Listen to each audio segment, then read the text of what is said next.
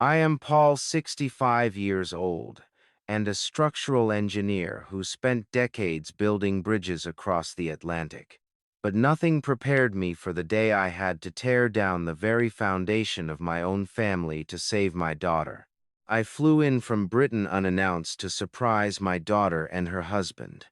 Imagine my horror when I found the main house empty and a heavy iron padlock securing the windowless garage. When I broke it open, I did not find boxes.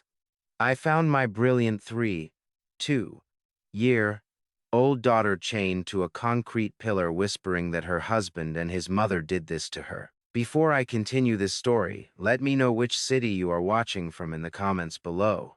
Hit like and subscribe if you believe a father's love will burn down the world to protect his child. The Seattle rain was relentless as I pulled my rental truck into the pristine driveway of the suburban estate. I had just terminated my lucrative 3-year engineering contract in London a full month early. Something in my gut had been twisting for weeks. During our weekly Sunday video calls, Rachel had looked increasingly hollow. Her bright eyes were dulled, her vibrant energy replaced by a mechanical, exhausted cadence. Colin, her husband and a prominent city prosecutor, always dominated the screen. He would gently rub her shoulders and explain to me that the demands of motherhood and her new freelance consulting business were just wearing her down. He played the perfect supportive husband.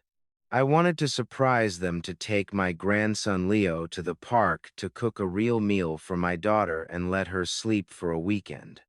I stepped out of the truck expecting the usual chaotic signs of a house with a toddler.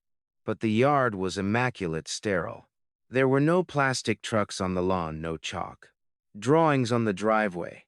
The massive house sat in eerie, perfect silence. I walked up the stone path and rang the doorbell. Nothing. I knocked on the heavy oak door. Silence. A strange, cold apprehension settled in my chest.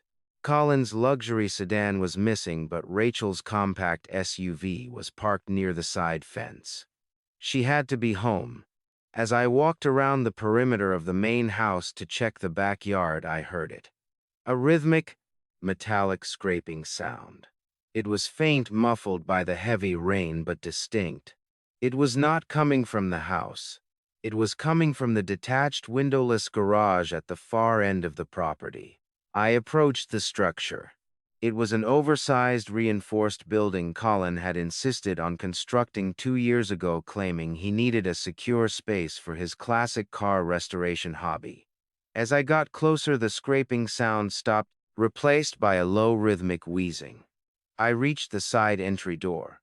There was no standard doorknob. Instead, a heavy-duty commercial-grade combination padlock secured a thick steel hasp. My engineering mind immediately flagged the anomaly. You do not secure a hobby garage from the outside with a lock designed for shipping containers unless you are trying to keep something completely trapped inside. I did not shout. I did not call out Rachel's name. I walked swiftly back to my rental truck, opened the toolbox I always traveled with, and pulled out a solid steel crowbar. I returned to the garage door, wedged the forged tip of the crowbar under the mounting bracket of the hasp, planted my boots against the wet siding, and threw my entire body weight backward. The wood splintered with a loud crack, and the metal bracket tore from the door frame. The padlock hit the concrete with a heavy thud. I pulled the heavy door open. The stench hit me like a physical blow. It was a thick, suffocating wave of ammonia, stale sweat, and decay. The garage was pitch black. I fumbled for the wall switch and flicked it upward. A row of harsh, motion-activated fluorescent lights flickered to life, illuminating the nightmare. There was no classic car. There were no tools. The concrete floor was bare except for a stained mattress in the center of the room. Lying curled on that mattress was my daughter, Rachel, the brilliant woman who had graduated at the top of her university class, was practically unrecognizable. She was skeletal, her collarbones protruding sharply beneath a filthy torn sweater. Her face was a canvas of fading yellow and deep purple bruises, but the most horrifying detail was at her feet. A thick industrial steel chain was wrapped tightly around her left ankle, securing her directly to the primary, load-bearing beam of the garage. The skin around the metal was rubbed raw and infected. The rhythmic scraping I had heard was the sound of her desperately trying to drag the heavy chain across the concrete. I dropped the crowbar and fell to my knees beside her. Her skin was freezing. I gathered her frail upper body into my arms, my heart hammering violently against my ribs. Her eyes fluttered open.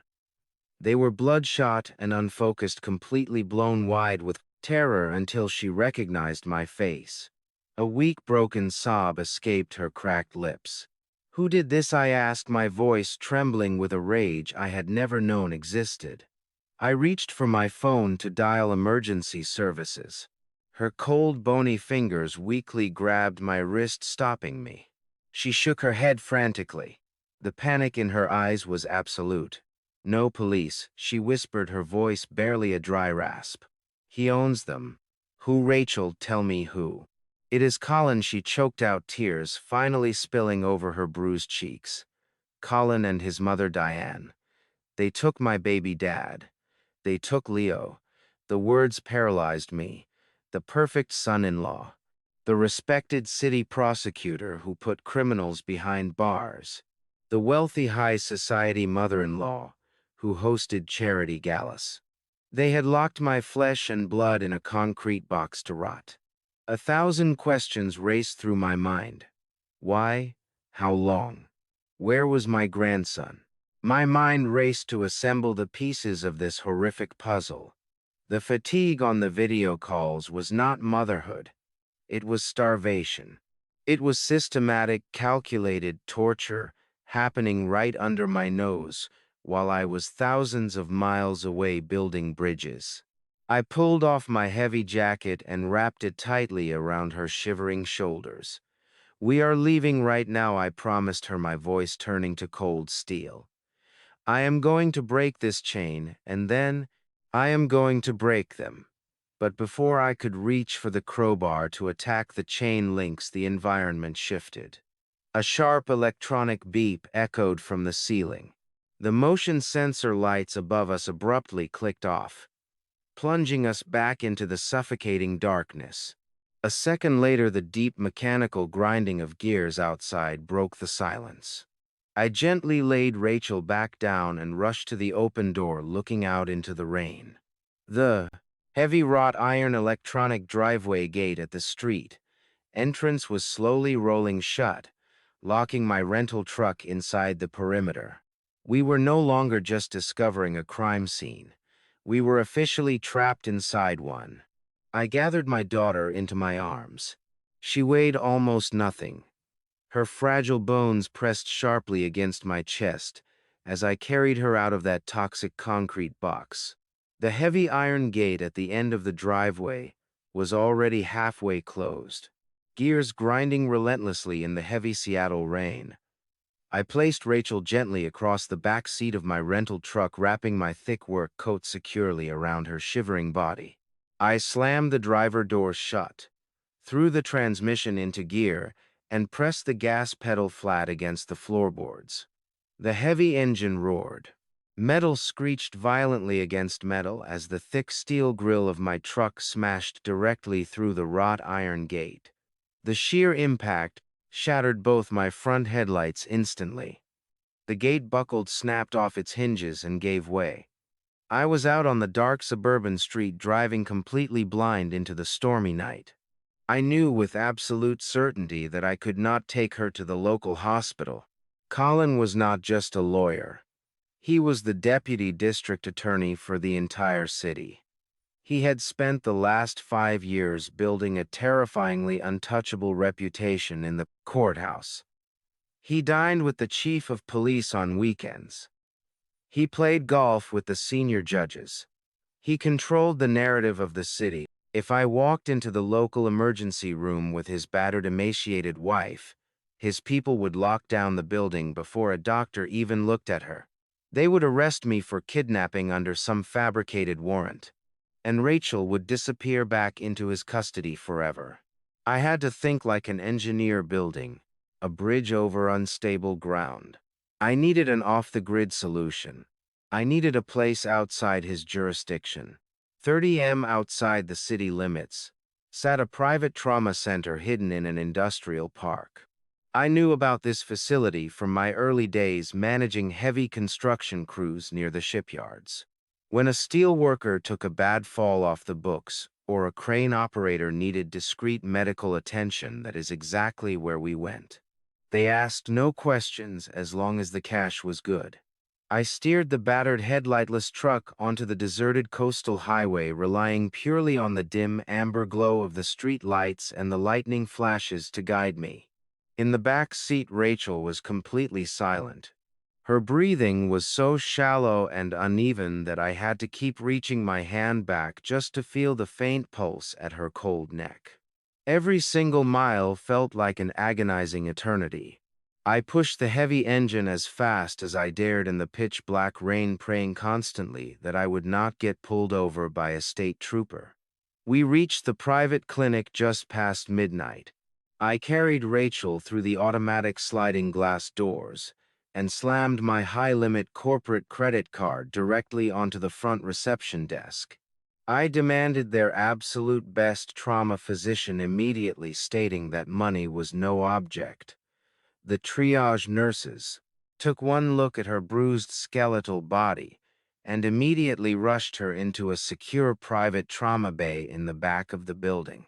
I stood in the corner of the blindingly white hospital room, my clothes completely soaked in freezing rain and my hands shaking uncontrollably with pure adrenaline. A tall, gay-haired doctor rushed into the room and immediately began examining her vitals. The doctor drew several vials of dark blood from her frail arm and ran them straight through a rapid toxicology testing machine located in the corner of the trauma bay. The machine hummed and clicked for 10 agonizing minutes. When the final paper results printed out, all the color completely drained from the seasoned doctor's face. He turned to me with an expression of pure, unfiltered shock. He said, "She has not just been starved and dehydrated." He pointed to the chemical breakdown on the paper. He said her entire nervous system is completely saturated with military-grade synthetic paralytics. The specific drug they were pumping into her veins keeps the victim entirely conscious and aware of their surroundings, but completely unable to move their muscles voluntarily. It was a chemical straitjacket designed for extreme interrogations. The doctor asked me in a horrified whisper, what kind of absolute monster would systematically do this to a human being? Before I could even formulate an answer to his question, a sharp, vibrating buzz cut right through the sterile quiet of the medical room. It was coming from the deep pocket of my wet jacket. When I was carrying Rachel out of that dark, putrid garage, I had spotted a sleek silver cell phone lying discarded on the damp concrete floor. I had shoved it into my pocket on pure instinct, hoping it held evidence. I pulled the device out now. The glass screen was cracked across the middle, but the caller identification text was clearly visible. It flashed the name Diane Collins, wealthy high society mother, the ruthless matriarch of their twisted, arrogant family. I signaled the trauma doctor to remain completely silent. I swiped my thumb across the cracked glass to accept the call and lifted the phone slowly to my ear. I did not speak a single word.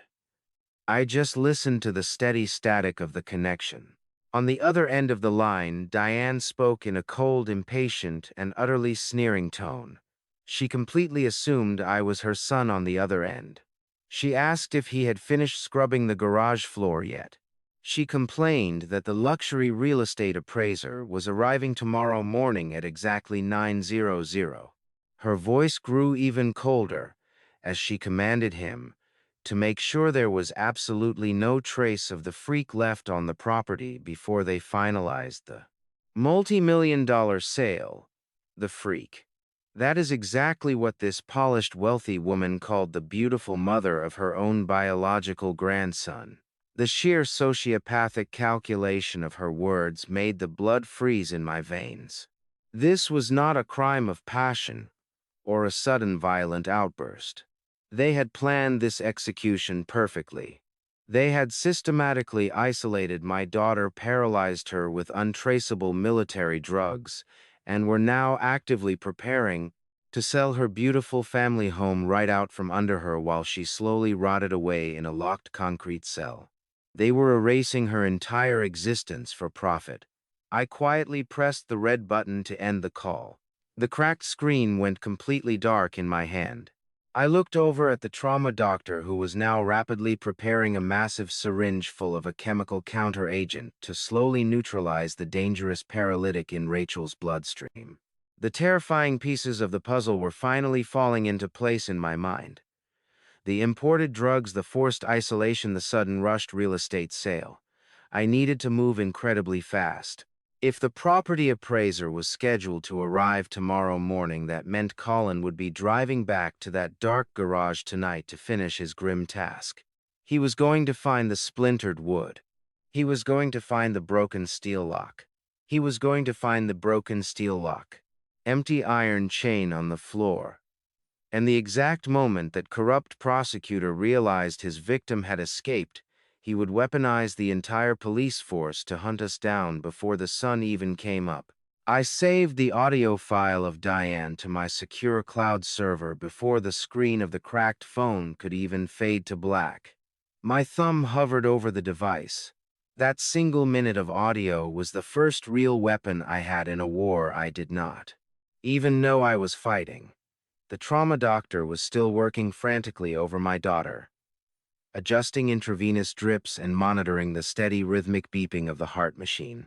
The clinical scent of iodine and bleach filled my lungs. I stepped out of the blindingly bright trauma bay and walked down the dimly lit, completely empty hospital corridor. I needed someone who operated outside of normal jurisdiction. I needed my corporate attorney. His name was Warren. He was a viciously smart legal bulldog, based in Chicago, who handled my massive international engineering contracts. He was the kind of man who did not sleep, who thrived on dismantling complex problems, and who answered his phone on the very first ring regardless of the time zone. When he picked up, I did not bother with pleasantries. I kept my voice low and completely steady, though my hands were still shaking with residual adrenaline. I told him I needed him to immediately draft and file federal aggravated assault and kidnapping charges. I told him to target Colin, the Deputy District Attorney of Seattle, and his mother, Diane. I expected Warren to ask for the details, to demand the location of the evidence, and to start making the ruthless phone calls he was famous for. Instead, a heavy, suffocating silence fell over the phone line. I could hear the rapid clicking of Warren typing on a mechanical keyboard in the background. When he finally spoke, his voice did not have its usual aggressive confidence. It was tight, cautious, and completely filled with dread. The words he spoke next chilled the blood in my veins, far more than the freezing rain outside ever could. He told me he could not file the charges. He told me I could not go to the police. I demanded to know why. I told him I had Rachel in a private trauma center right now, filled with military paralytics and starved to the bone. I told him I had a recorded confession of Diane treating her like a piece of garbage to be disposed of. I told him we had all the physical proof we needed to lock them both in a concrete cell for the rest of their miserable lives. Warren stopped typing. He took a deep breath. He explained that Colin had completely anticipated every single possible legal angle. 4 days ago, while I was completely oblivious and packing my bags in Britain, Colin had walked into a closed-door family court hearing. He used his immense influence and power as a senior prosecutor to bypass standard waiting periods. He filed an emergency temporary medical conservatorship over Rachel, In the official court documents, Colin claimed under oath that his wife had suffered a sudden, violently dangerous drug-induced psychotic break. He claimed she was a severe threat to herself and to their young child. And because Colin was a respected officer of the court, the presiding judge signed the order without demanding a secondary medical evaluation. The legal reality crashed over me like a collapsing steel beam. A conservatorship meant Rachel was no longer considered an autonomous human being in the eyes of the law. She had no legal rights. She could not sign a contract. She could not hire a lawyer. And she could not leave her husband. The state of Washington had officially declared Colin her sole guardian and absolute master. He had the legal right to lock her in a room. He had the legal right to control her medical care. If I walked into a police station right now and slammed my evidence on the desk, the local authorities would run Rachel through the system. The computer would flag her as a severely mentally unstable ward of the state. Colin would simply put on his tailored suit, walk into the precinct, and sadly shake his head. He would tell the officers that his deeply sick wife had wandered off and that her aggressive, delusional father had illegally transported her across county lines. I would be instantly arrested for the federal kidnapping of an incompetent adult. And Rachel would be handed right back to the very monster who chained her to that garage floor. Colin had brilliantly weaponized the justice system to create a perfect, impenetrable shield around his crimes.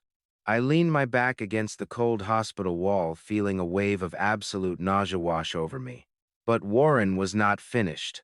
He told me there was another piece of data in the court filings. The darkest piece of all. As part of the emergency conservatorship, the judge had granted Colin full, unrestricted, and exclusive custody of my grandson Leo.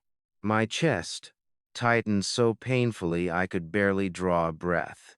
I had not seen Leo since the day he was born. For 3 entire years, Colin always had a perfect, polished excuse for why I could not visit. It was always cold season, or Leo had a fever, or they were traveling to see Diane.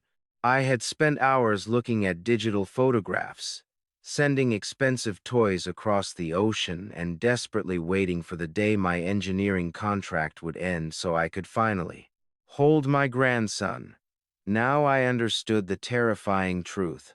The isolation was a calculated tactic. Colin was slowly cutting Rachel off from the world, ensuring there were no outside observers to witness her gradual destruction. Warren laid out the brutal reality of the situation. If I tipped my hand to the authorities, if I made even a single loud move that alerted Colin to my presence, Colin had the absolute legal power to pack Leo into a car and vanish. He could fly out of the country on a private charter using his mother's wealth, claiming he was protecting his son from a dangerous family situation. If I tried to save Rachel through the front door of the justice system, I would permanently lose my grandson. I would trigger a legal war that Colin was already positioned to win. Leo was not just a child in this twisted equation. He was Colin's ultimate leverage. He was a hostage held in plain sight. I hung up the phone. The hospital corridor was completely silent. I walked slowly back to the glass window of the trauma bay and looked at my daughter. She was sleeping now, the chemical neutralizer slowly doing its work. I thought about the heavy iron padlock on the garage door. I thought about the massive legal locks Colin had placed on her life. A blinding white-hot fury burned in my chest, but I forced it down. Anger is chaotic, and chaos would get my family killed. I am a structural engineer. I have spent my entire life studying how things are built, how weight is distributed, and most importantly, how to identify the critical stress points of a massive structure. Colin had built an airtight, impregnable legal fortress, but every single fortress has a foundation. Every lie requires a source of funding to maintain. If I could not attack the walls of his lie without risking my grandson, I would have to go underneath. I would have to completely dismantle a corrupt prosecutor's life from the inside out piece by agonizing piece, until his entire world collapsed under its own weight. I pulled my laptop out of my bag, sat down in the plastic hospital chair, and opened a blank terminal screen. It was time to find out exactly where Colin was hiding his money. I left Rachel resting securely under a set of entirely fabricated names at the private trauma clinic. I paid the administrator in cash for the next 48 hours and instructed them that under no circumstances was anyone matching Colin or Diane to be allowed past the front lobby. With my daughter temporarily safe, and the chemical neutralizers slowly flushing the Militera paralytics from her system, I retreated to my heavily dented rental truck, parked out in the rain-swept lot. I locked the doors, turned on the dim overhead cabin light, and pulled my heavy black laptop from my leather travel bag. I opened the screen and let the harsh blue light illuminate the dark interior of the cabin. It was time to stop playing the role of the terrified father and start playing the game I was actually built for. Colin thought he had outsmarted a simple blue-collar construction manager. He thought my years spent in Britain were just about pouring concrete and calculating the load-bearing capacity of steel suspension bridges.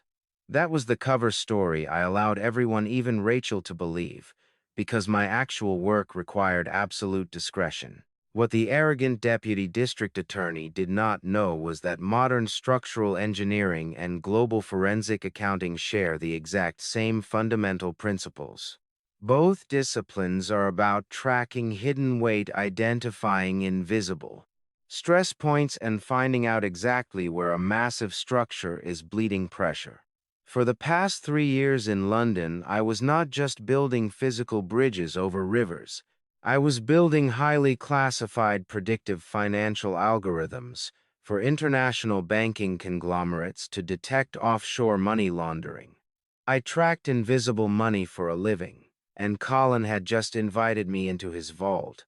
I connected my laptop to a secure encrypted satellite network I had established during my overseas contracts. My fingers moved rapidly across the keyboard, bypassing standard commercial firewalls as if they were made of tissue paper. I targeted the primary servers of the local banking institution where I knew Rachel held her accounts. Colin was a smart prosecutor, but his digital security was remarkably arrogant. He had set up a complex web of proxy servers to hide his activities, assuming no local law enforcement agency would ever have the technical jurisdiction or the computing power to audit a senior officer of the court. It took my custom algorithms exactly 12 minutes to completely shred his digital defenses and slice through his firewalls. When the encrypted financial portal finally cracked open on my screen, the sheer scale of his betrayal hit me harder than the physical sight of the iron chain in the garage. They had not just isolated and poisoned my daughter. They had been systematically financially liquidating her.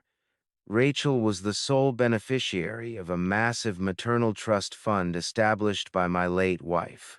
My wife had come from a family of successful real estate developers, and before she passed away from cancer, she liquidated her shares to ensure Rachel would never have to depend on any man for her survival.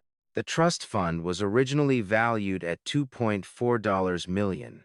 It was legally designed to be completely untouchable by anyone except Rachel. But Colin had used his emergency medical conservatorship to bypass the ironclad protections of the trust. By having Rachel legally declared mentally incompetent, he had granted himself absolute unrestricted access to her inheritance. I watched the digital ledger scroll down my screen, mapping out a horrifying timeline of pure, unadulterated greed. The theft did not start when he locked her in the garage. It had started 6 full months ago. First, he transferred small, inconspicuous amounts. 1,000,000 here, 2,000,000 there. He disguised the withdrawals as specialized medical expenses and private home care renovations. But as the months progressed and Rachel became increasingly isolated, the withdrawals became massive brazen chunks of capital. Hundreds of thousands of dollars were being ripped out of her account every single week. I traced the destination of the stolen capital. Colin was not keeping the money in his own local accounts where it could be monitored.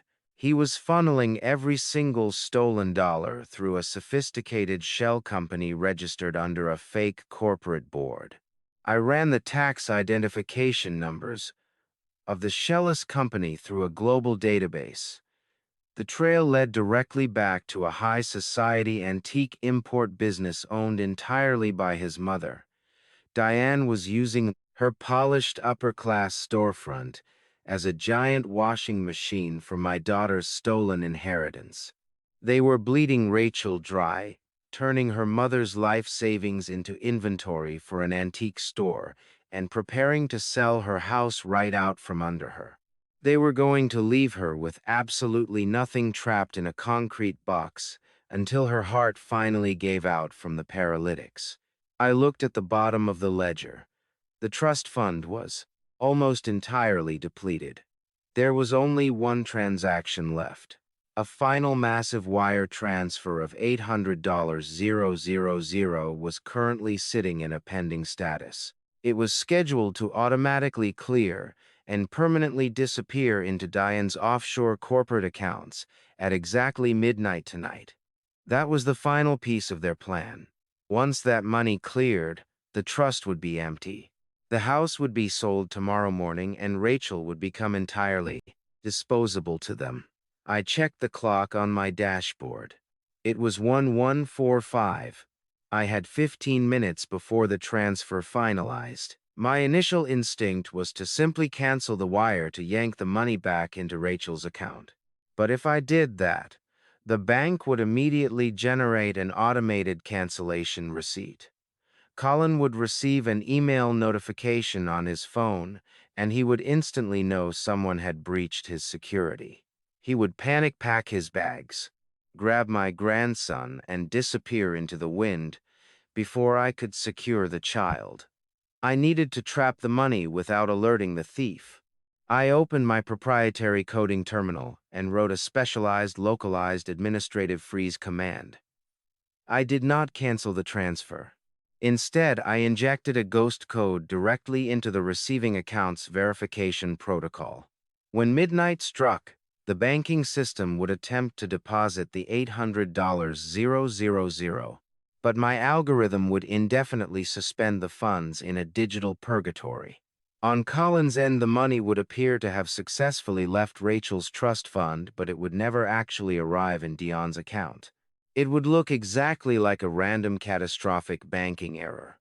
I executed the command and sat back in the dark cabin watching the glowing numbers on the clock.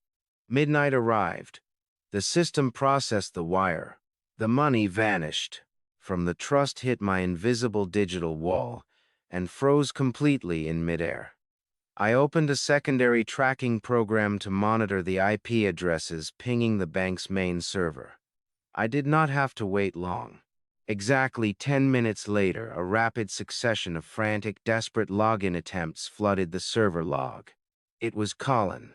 He was sitting in his luxury home, refreshing his mother's corporate account over and over again, watching in absolute terror as his final lash. $800, 000 payday, failed to materialize. The digital footprint was chaotic fast and completely panicked. He was checking the outgoing logs, calling the automated teller lines, and desperately trying to figure out why the grand finale of his flawless crime had suddenly stalled. A slow, cold smile spread across my face in the dark truck. The untouchable prosecutor was finally bleeding. He was sitting in the dark, entirely unaware that the man he thought was a simple construction worker had just hijacked his entire financial existence. But stealing back the money was not enough. I still needed to physically extract my grandson from their compound, and I knew exactly where Diane was going to be spending her stolen money tonight. I knew freezing the stolen trust fund money was only a temporary wound. To truly break them, I had to take back the one thing Colin valued more than his illicit fortune. I had to rescue my grandson Leo. My intelligence gathering indicated that Diane was hosting her annual philanthropic gala that very evening at the most exclusive country club in the city. She was using the exact capital she had violently ripped from my daughter to buy social influence among the local elite. I drove my battered truck to a high-end menswear boutique downtown and purchased a perfectly tailored black tuxedo. During my overseas contracts, I often attended diplomatic dinners to secure heavy construction permits. I knew exactly how to wear wealth as an invisible shield. Sitting in the parking lot of the boutique, I used my laptop to access the country club network and seamlessly inject my forged digital credentials onto their guest list. I pulled up to the valet stand an hour later, handed over the keys to a newly rented luxury sedan, and walked straight through the heavy oak front doors without a single security guard looking twice at my face. The grand ballroom was a sickening display of stolen opulence. Crystal chandeliers cast a warm, brilliant glow over hundreds of politicians, judges, and corporate executives, laughing and drinking expensive champagne. Waiters carried silver trays of caviar, while a string quartet played softly in the corner. And standing right in the center of the room holding court like a conquering queen was Diane. She wore a stunning emerald green evening gown, but it was the jewelry around her neck that made the blood run entirely cold in my veins. She was wearing my late wife's diamond necklace. It was a custom platinum piece I had commissioned 30 years ago to celebrate Rachel's birth. Diane had not just drained the bank accounts. She had physically raided my daughter's personal safes, looting our most sacred family heirlooms to parade them in front of the city elite. A violent primal urge to walk across that ballroom and tear the necklace directly from her throat flared inside my chest. But I forced my hands to remain perfectly still at my sides. Anger is the enemy of strategy. I was not there for the diamonds. I was there for the bloodline. I grabbed a crystal glass of sparkling water from a passing waiter and casually blended into the massive crowd, slowly making my way toward the rear corridors. I knew the architectural layout of these historic country clubs intimately. They always designated the secure upper-floor suites as temporary nurseries for the wealthy guests who brought their children to these lavish events. I slipped past the velvet ropes and walked silently up the carpeted service stairs, avoiding the primary security cameras. The heavy mahogany door at the end of the hallway was secured by a modern biometric keypad and a traditional deadbolt. My engineering background made bypassing commercial security locks almost second nature. I slid a thin titanium tension wrench from my tuxedo pocket, manipulated the internal pins of the deadbolt, and seamlessly bypassed the electronic relay using a handheld descrambler. The heavy door clicked open with a soft metallic whisper. I stepped into the dim, luxurious suite, closing the door silently behind me. The air smelled of expensive baby powder and warm milk. In the center of the room sat a solid mahogany crib, and there, sleeping peacefully under a soft knitted blanket, was my grandson. My breath caught in my throat. I had not seen him since the day he was born. And looking at his small chest rising and falling, I saw the exact same dark hair and gentle features Rachel had when she was an infant. Every single risk I had taken, every law I had broken tonight was suddenly entirely worth it. But I could not just walk over and pick him up. Sitting in a leather armchair in the dark corner of the room was a heavily built private security contractor. He wore a tactical earpiece, a tailored black suit, and an empty, calculating expression. Colin was not taking any chances with his primary leverage. The guard had his arms crossed and his eyes locked directly on the crib. I calculated the precise distance between the doorway and the armchair. I needed to cross 12 feet of open carpet and incapacitate a highly trained professional without making a single sound that would wake the child or alert the radio network. I slowly reached into the inner pocket of my tuxedo jacket to retrieve a heavy steel flashlight. I took one silent step forward, shifting my weight entirely to the balls of my feet. Then my secure burner phone vibrated violently against my ribs. I froze instantly.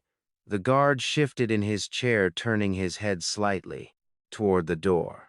I retreated a fraction of an inch back into the deep shadows of the entryway and pulled the phone out. It was a priority emergency alert from the private trauma clinic where I had left my daughter.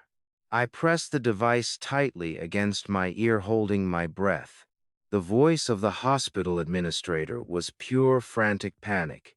She did not ask for my name. She told me Colin had somehow bypassed their off-the-grid security protocols. He had tracked Rachel's specific location and was currently pulling his official county vehicle directly up to the hospital loading dock. And the corrupt prosecutor was not alone. He had two fully armed county sheriff deputies with their weapons drawn, preparing to breach the medical facility and take my daughter back. I held the phone tight against my ear, listening to the terrified hospital administrator describe the armed deputies breaching her lobby. I did not panic. I simply instructed her to step back, comply with all their demands, and point them directly to the trauma bay. I hung up the phone. A cold, calculated calm washed over me. Colin thought he was tracking a helpless victim, but he was completely unaware that I had spent my entire career anticipating structural failures before they ever happened. I knew perfectly well that a senior prosecutor would have backdoor access to municipal emergency tracking software. I knew he would eventually ping the location data embedded in the digital smartwatch Rachel had been wearing when I found her. That is exactly why I had removed the watch from her wrist the moment we arrived at the clinic. Before I even purchased my tuxedo for the gala, I had made a massive cash payment to an underground medical transport courier. These were people I trusted implicitly, former military medics who operate entirely outside the grid. While I was hacking Cologne's financial network in the parking lot, an unmarked specialized transport van had arrived at the back loading dock of the clinic. They carefully loaded my daughter into the secure vehicle, administering a continuous drip of the paralytic counteragent. They transported her to a fully equipped off-the-book safe house I had arranged through my old construction syndicate contacts. She was miles away, surrounded by private security entirely out of Colin's legal jurisdiction. As for the smartwatch, I had securely fastened it to the collar of a stray dog I found wandering near the clinic dumpsters, tossing the animal a piece of beef jerky to keep it occupied near the loading dock. I pictured the scene unfolding at the hospital with deep satisfaction. Colin would be kicking down the door of the trauma bay with his deputies' weapons drawn, expecting to find his battered wife terrified and helpless. Instead, he would find nothing but cold, empty sheets and a very confused night shift nurse. He would demand access to the security cameras, only to find my algorithms had already wiped the local hard drives. He would track the GPS signal to the loading dock, rushing out into the rain with his gun drawn, only to find a stray dog eating scraps in the dark. He would realize in that exact moment that he was not hunting a terrified old man. He would realize he was being outplayed on every single level of his own game. But that realization, the shock of his perfect control slipping through his fingers, would keep him occupied for at least 20 minutes. And 20 minutes was all the time I needed to secure his son. I slipped my phone back into my tuxedo pocket and refocused entirely on the heavily guarded nursery suite right in front of me. The private security contractor was still sitting in the leather armchair, staring blankly at the crib. I could not fight him physically. A direct altercation would wake Leo, cause the guard to call for backup, and trap me on the upper floor of the country club. I needed the guard to leave the room entirely on his own accord. I needed a structural distraction that would override his standing orders to guard the child. Country clubs built in the early 20th century often updated their security systems by patching modern wireless modules into ancient hardwired networks. It was a lazy engineering shortcut that left massive vulnerabilities in the system architecture. During my earlier network intrusion to forge my gala invitation, I had also mapped the digital architecture of the building. I pulled out my secure phone and accessed a hidden terminal application. I typed in a rapid sequence of commands targeting the localized fire suppression system for the VIP wing. I bypassed the central monitoring station to ensure the fire department was not actually dispatched. I did not trigger the main ballroom alarms either, so the party downstairs would continue unabated. I only triggered the specific smoke detectors directly in the hallway outside the nursery, creating an isolated emergency that only this specific guard would have to respond to. I pressed the execute button and held my breath. 3 seconds later, a piercing, high-pitched electronic siren erupted in the corridor. A mechanical voice echoed from the ceiling speakers instructing all guests in the VIP suites to evacuate immediately. The heavy wooden door of the nursery swung open. The security contractor stepped out into the hallway, his hand resting instinctively on his concealed holster. He looked left and right, scanning the corridor for smoke. He took 3 steps away from the door, pulling his radio to his mouth to contact the main security desk. That was my precise window of opportunity.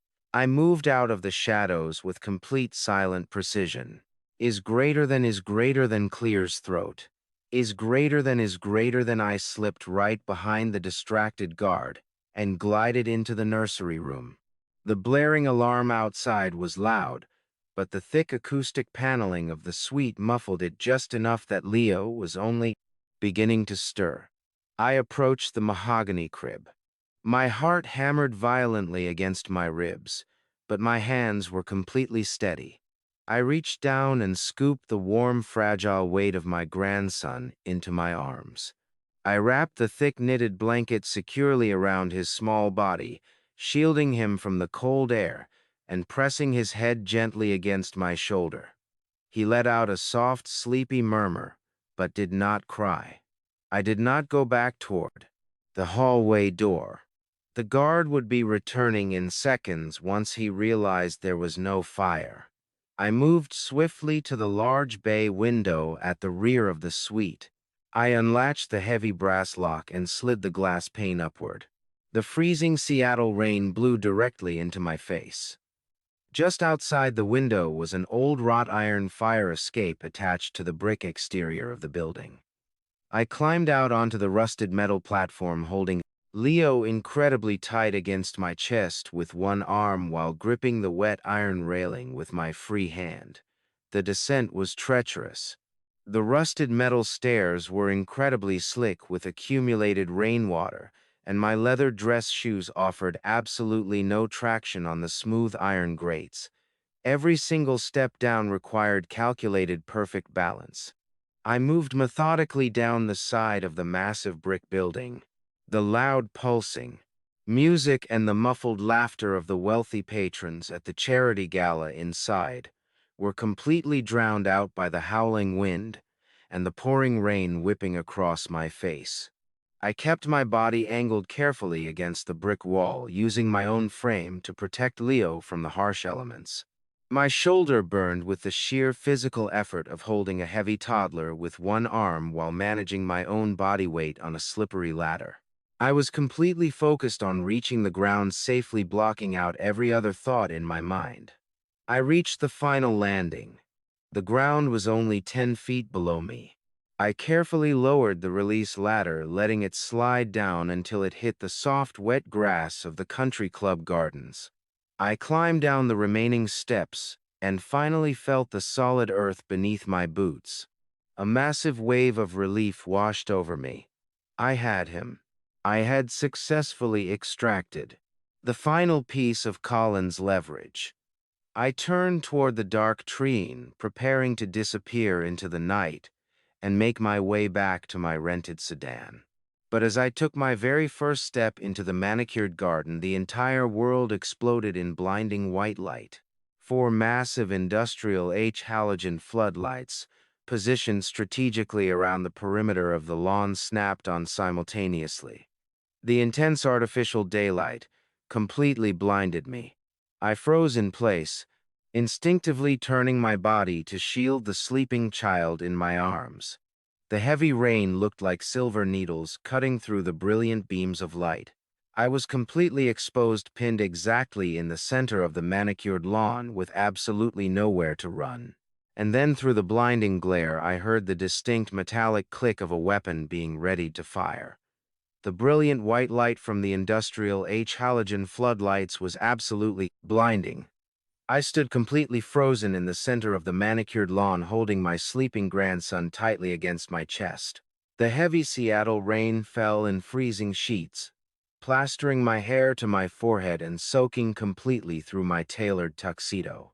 I turned my body slightly to shield Leo from the harsh weather and the blinding glare. A dark silhouette slowly separated itself from the edge of the tall hedge maze just beyond the perimeter of the light. It was not a private security contractor rushing out to investigate the broken fire escape. It was Diane. She was no longer playing the role of the elegant philanthropic hostess. Her expensive emerald green evening gown was soaked at the hem, dragging heavily through the thick mud of the garden.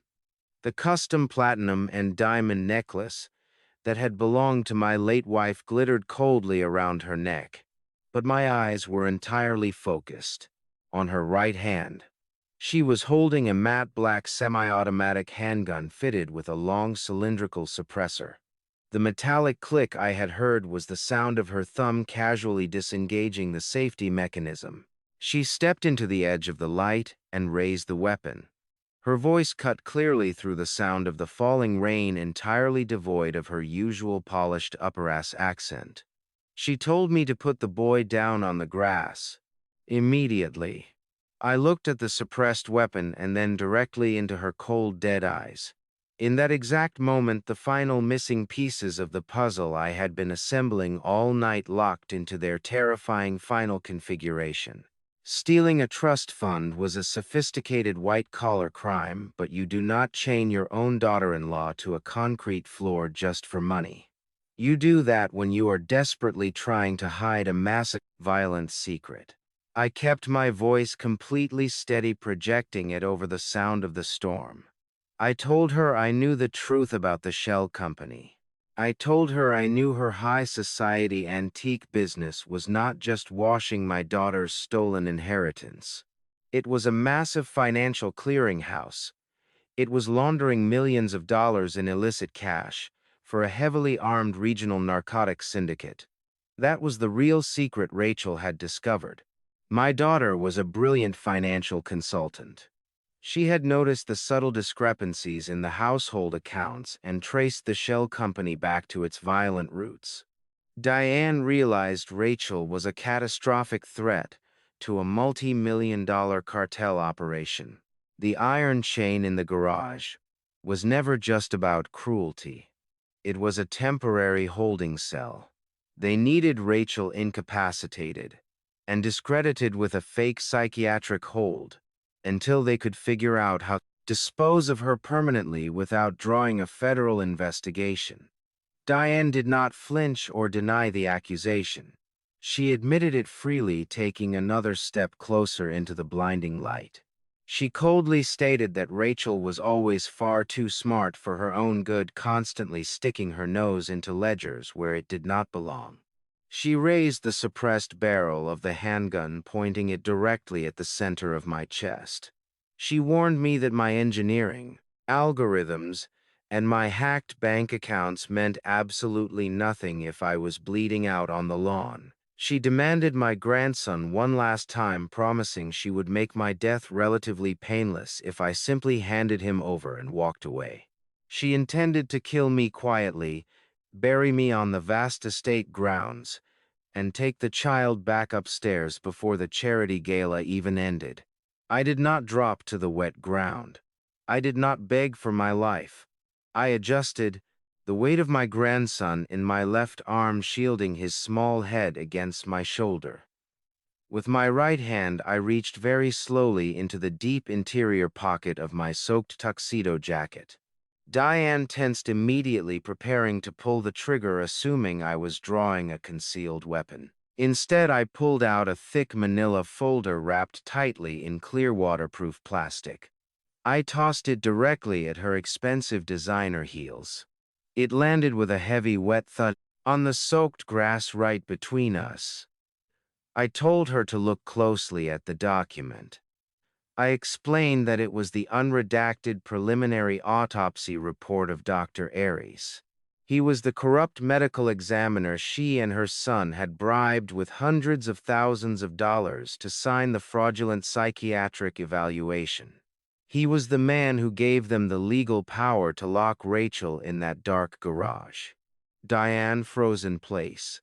Her finger remained tight on the trigger, but she did not fire the weapon. I kept my eyes locked on hers as I explained my countermeasure. When I realized how airtight Colin had built his legal fortress, I knew I could not attack it through the local police force. So I contacted my former intelligence and security associates in London. They did not waste time looking for Colin. They looked for the weakest link in the chain of lies. They tracked the corrupt doctor to a cheap rundown motel off the interstate. Just 3 hours ago, I told Diane that my associates had a very long and highly persuasive conversation with the doctor in that motel room. He was a coward who took a cartel bribe to buy a luxury yacht, and he broke immediately under pressure. He confessed to absolutely everything. He provided offshore bank routing numbers, hidden communication logs, and the exact dates Diane paid him to falsify Rachel's medical records. Most importantly, he recorded a full, high-definition video confession detailing the entire narcotics money laundering operation from top to bottom. I let the heavy silence hang in the freezing air for a fraction of a second before delivering the final devastating blow. I told her the doctor was found dead in his motel room just 2 hours ago, hanging by an electrical cord from the ceiling fixture. It was staged to look like a suicide born of a guilty conscience, but we both knew the narcotics syndicate was aggressively tying up their loose ends. The crucial detail was that my London associates had already heavily encrypted his video confession and emailed it directly to the regional director of the Federal Bureau of Investigation. I told her the federal agents received the files exactly 10 minutes before I climbed down that rusted fire escape. The psychological impact of my words hit her harder than a physical strike. Federal tactical teams were already mobilizing across the city. Massive search warrants were being drawn up by federal judges outside of her son's control. Her entire carefully constructed criminal empire was actively collapsing at this exact second. Diane stood completely motionless in the pouring rain, her sociopathic confidence fractured right in front of my eyes. For the very first time in her privileged life, she realized her stolen money and her local political influence could not buy her way out of the federal trap closing rapidly around her. Her eyes involuntarily darted down toward the thick manila folder resting in the wet grass. She desperately needed to know if I was bluffing. She needed to see the physical proof of her destruction. That tiny involuntary movement of her eyes was the single fatal mistake I had been waiting for all night. It was a biological reflex she could not control. She broke eye contact with me for exactly 1 second, and 1 split second of doubt was all the time I needed to change the entire dynamic of the night. The eyes of Diane flickered down toward the thick manila folder resting in the wet grass for a fraction of a second. That tiny involuntary movement was the only opening I needed. I did not hesitate. I reached beneath my soaked tuxedo jacket and drew the compact 9mm handgun I had kept holstered at the small of my back. Since I arrived in the city, I did not aim for her chest or her head. I aimed directly at the matte black weapon tightly gripped in her hand. I squeezed the trigger. The loud explosive crack of the gunshot shattered the heavy rhythm of the rainstorm. The bullet struck the steel barrel of her suppressed handgun with absolutely devastating kinetic force. The sheer impact violently twisted her wrist backward, tearing the weapon completely out of her grip and sending it spinning harmlessly into the dark, overgrown branches of the hedge maze. Diane let out a piercing, agonizing scream that echoed across the manicured lawn. She collapsed heavily onto the muddy grass, clutching her shattered wrist against her chest. Her expensive emerald designer gown was instantly ruined, covered in thick mud and her own blood. She looked up at me with her face completely pale and her eyes wide with a mixture of pure physical agony and absolute terror. She fully expected me to walk over and finish the job. She expected me to put a final bullet in her to permanently silence the woman who had brutally tortured my daughter for months. But I simply looked down at her writhing pathetically on the cold ground, ending her life right then, and there was an incredibly easy escape for a monster like her. I wanted her to live long enough to watch every single piece of her stolen wealthy empire burn to ashes around her. I turned my back on her, leaving her bleeding and screaming in the freezing rain. I hurried across the massive dark estate lawn and finally reached my rented luxury sedan parked discreetly near the valet stand. I opened the heavy rear door and gently placed Leo into the leather back seat, wrapping the thick knitted blanket securely around his small body. He whimpered slightly at residual noise ringing in the air, but the rhythmic drumming of the storm against the car roof quickly lulled him back into a deep, peaceful sleep. I slid into the driver's seat, started the powerful engine, and drove swiftly out of the country club gates. I merged onto the deserted interstate highway, heading directly toward the industrial heart of the city. I needed to disappear into the urban sprawl before the local police responded to the noise of the gunshot. By the time the pale morning sun began to slowly rise over the jagged Seattle skyline, the federal trap I had meticulously set was already snapping shut. My attorney Warren called me on my secure encrypted burner phone to deliver the morning intelligence update. The Federal Bureau of Investigation did not waste a single minute after receiving the video confession of the dead doctor from my associates in London. At exactly 6:00 inches the morning, two heavily armored tactical vehicles smashed directly through the reinforced front glass windows of the high society antique shop owned by Diane. Dozens of heavily armed federal agents swarmed the luxurious showroom, ripping apart priceless 18th-century armoires and slashing open vintage Persian rugs. Hidden inside a sophisticated false wall behind the main executive office, they found exactly what the corrupt doctor had promised. They uncovered massive stacks of illicit cartel cash and the master physical ledgers, documenting every single dollar the violent narcotic syndicate had laundered through her legitimate business front. Diane was arrested at the country club while receiving emergency medical attention for her shattered wrist, and she was immediately transferred to a secure federal holding facility. But her son was a completely different kind of monster entirely. Colin was a senior city prosecutor who knew exactly how the complex machinery of the justice system operated.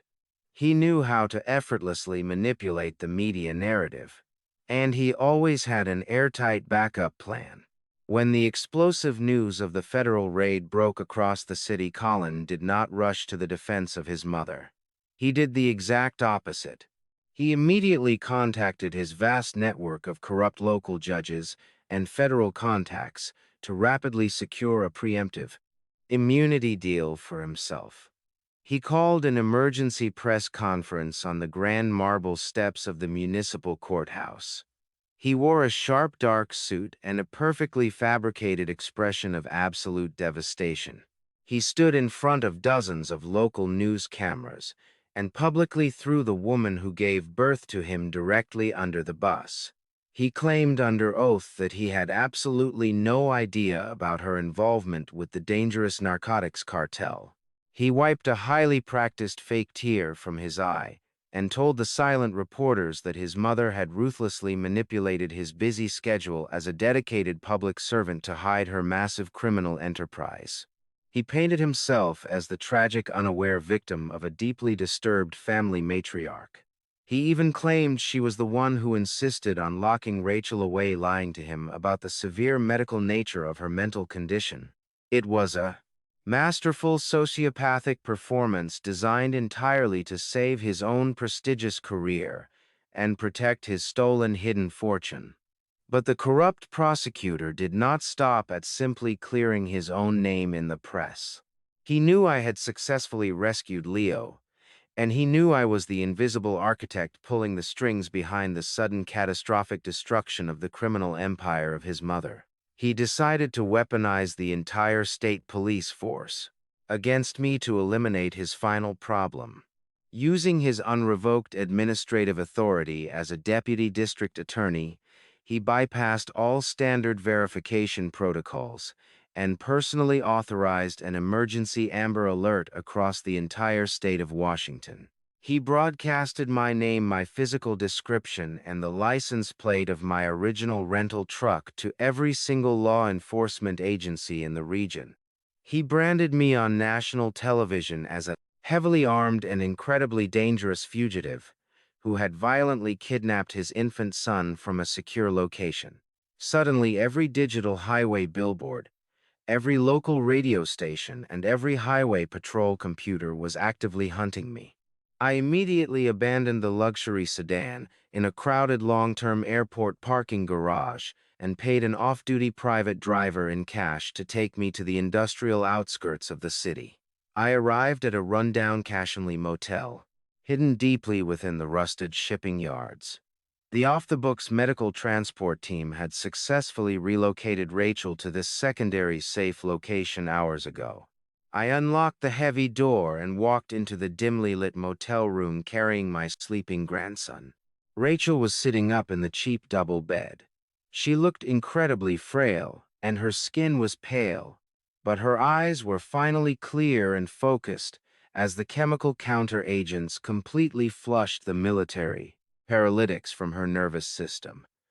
When she saw me walk through the door holding her child, she let out a sound that I will never forget for the rest of my life. It was a visceral, broken sob of pure relief. She reached out with heavily bruised, trembling arms. I gently placed Leo onto the mattress, and she pulled him tightly against her chest, burying her face in his dark hair and weeping uncontrollably. I walked over to the dirty window and stood near the drawn curtains watching the flashing red and blue lights of a state police cruiser slowly pass by the cracked asphalt of the motel parking lot. I had successfully rescued my family from the dark concrete garage, but we were now trapped in a much larger, more dangerous prison. We were officially the most wanted fugitives in the entire state, sitting in a cheap motel room while the true architect of this nightmare continued to walk. Completely free. Sitting in that damp cheap motel room with the flashing red and blue lights of police cruisers passing by the cracked window, I knew I was completely outgunned. I could not engage in a direct physical war with the entire state police force. They possessed helicopters, tactical SWAT teams, and the absolute unyielding authority of the law on their side. Colin had brilliantly painted a massive target on my back by utilizing the emergency broadcast system. He branded me a highly dangerous armed fugitive who had violently kidnapped a child. If an ambitious state trooper spotted my face, I would be thrown directly into a federal holding cell before I could even utter a single syllable in my defense. Rachel would be left completely unprotected once again, and my infant grandson would be thrust right back into the very corrupt system I had just rescued him from. I needed to fundamentally change the rules of this engagement. I could not physically fight the state of Washington, but I could force this man pulling the strings to call off the manhunt himself. To achieve that, I had to attack the only thing Colin worshipped more than his own carefully crafted public image. I had to attack his hidden empire of stolen wealth. Colin was currently sitting securely in his luxury downtown office, completely surrounded by armed police escorts and basking in the warm glow of his own fabricated victimhood. He genuinely believed he was completely untouchable behind the badge of the district attorney. But my years of building complex forensic accounting algorithms for international banking conglomerates taught me one universal truth about incredibly corrupt men. They never truly trust the traditional banking system. When you are laundering millions of dollars for a violent regional narcotics syndicate, you do not leave your personal fortune sitting in a standard commercial checking account. You convert it into untraceable digital assets. You hide your true wealth in the dark, encrypted corners of the internet. I opened my heavy black laptop and rested it gently on the cheap laminate table of the dimly lit motel room. Rachel was finally sleeping deeply on the double bed, holding little Leo safely against her chest. The room was completely silent, except for the rhythmic clicking of my keyboard. I did not target the regional banking institutions this time. I aimed my custom algorithms directly at the municipal servers of the city courthouse. Colin felt completely safe within the fortified digital walls of the prosecutor network. But government networks are almost always built by the lowest bidder contractors. They are structurally flawed and incredibly vulnerable if you know exactly where to apply the pressure. I deployed a silent infiltration protocol, slipping effortlessly through a forgotten maintenance backdoor in the courthouse server architecture. It took my programs less than 20 minutes to gain absolute administrative control over the entire internal communications network of the city. I navigated my phantom connection directly into the personal secure desktop computer sitting on the desk of Colin. I seamlessly bypassed his expensive commercial firewalls and silently activated the tiny integrated webcam. Resting at the top of his large office monitor, a grainy high-define image immediately flickered onto my laptop screen. Colin was sitting behind his massive mahogany desk, sipping a glass of amber liquid and casually scrolling through the local news articles, praising his bravery during this tragic family crisis. He looked incredibly relaxed for a man whose wife was supposedly missing and deeply ill. He was completely oblivious to the fact that an invisible digital ghost was currently occupying his private sanctuary. I dug deep into the hidden partitioned hard drives of his machine. It took several complex decryption sequences, but I finally found exactly what I was hunting for. Colin had amassed a staggering offshore cryptocurrency portfolio. It was a massive digital vault, holding the pure concentrated profit of his entire criminal career. Millions of dollars were sitting quietly in the dark, completely hidden from the Internal Revenue Service and his dangerous cartel associates. This was his ultimate escape fund. This was the massive fortune he planned to use when he finally disposed of my daughter and vanished into a life of absolute luxury. I did not simply attempt to steal the digital currency all at once. A sudden massive transfer would immediately trigger automated security fail-safes and lock the entire account down permanently. Instead, I designed a custom predatory algorithm. It was a vicious digital parasite designed to silently latch onto his encrypted wallets and slowly bleed them dry. I programmed the code to entirely bypass the standard transaction limits and begin siphoning the digital coins out of his possession penny by agonizing penny transferring the funds directly into a decentralized digital void where they could never be traced or recovered. Once the parasitic algorithm was securely attached and fully primed, I prepared my message. I hijacked the primary display drivers of his office computer. I forced his expensive dual monitors to instantly go completely black. The sudden unexpected darkness made Colin jump in his leather executive chair. I watched closely through the hacked webcam as he frantically clicked his wireless mouse and slammed his fingers aggressively against the keyboard, trying desperately to wake the frozen screens. He clearly assumed it was just a simple power failure or a minor technical glitch. Then I initiated the broadcast. A live streaming video feed slowly materialized on his black screens. It was not a pre-recorded message. It was a direct real-time view of his secret offshore cryptocurrency wallets. Right beneath the massive total balance of his illicit fortune, a bright red progress bar appeared on the screen. The numbers began to rapidly tick downward. $100 vanished. $500 disappeared. $1,000,000 evaporated. The algorithm was actively eating his entire life savings right in front of his eyes. I watched the arrogant color completely drain from his face. The smug, relaxed expression vanished, instantly replaced by sheer, unadulterated terror. He lunged forward, gripping the polished edges of his desk so hard his knuckles turned entirely white. A simple line of stark white text slowly typed itself across the bottom of his monitor.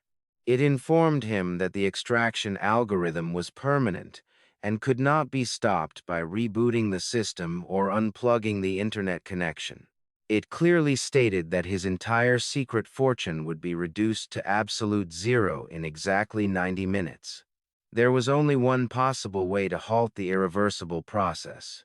I instructed him that the algorithm required a very specific physical biometric override to terminate. I had set up a heavily encrypted physical terminal at an abandoned rusted shipyard located on the desolate outer edge of the city harbor. I provided the exact geographical coordinates on the screen. The final line of text laid out the ultimatum with brutal, undeniable clarity. He had to arrive at the abandoned shipyard entirely alone. If he brought his armed police escort, if he triggered a single radio transmission, or if he attempted to send a tactical SWAT team to the location, the algorithm would instantly accelerate and incinerate his entire portfolio in seconds. He was now firmly trapped in a terrifying psychological vice of his own making. He had spent the entire morning building a perfect impenetrable shield of state police protection around himself. But remaining safely behind that heavy shield meant sitting in his chair and watching his massive secret fortune burn to ashes. I watched his internal panic escalate through the hidden camera. He looked frantically toward the heavy oak office door, where two heavily armed state troopers were currently standing guard to protect the tragic husband. He looked back at the glowing screen, where another $10,000 silently evaporated into the digital void. The overwhelming greed inside him was a terminal disease. It completely clouded his sharp legal mind and entirely overrode his basic survival instincts. He simply could not walk away from millions of dollars. I watched as he reached slowly into his bottom desk drawer and pulled out a small, snub-nosed revolver, checking the loaded cylinder with trembling hands. He shoved the concealed weapon into the waistband of his tailored trousers and stood up from his desk. He was going to sneak out of his own heavily guarded office building. He was actively choosing to abandon his perfect public alibi and walk directly into the dark industrial unknown. I closed the laptop screen and quietly stood up from the motel table. The digital bait was successfully taken.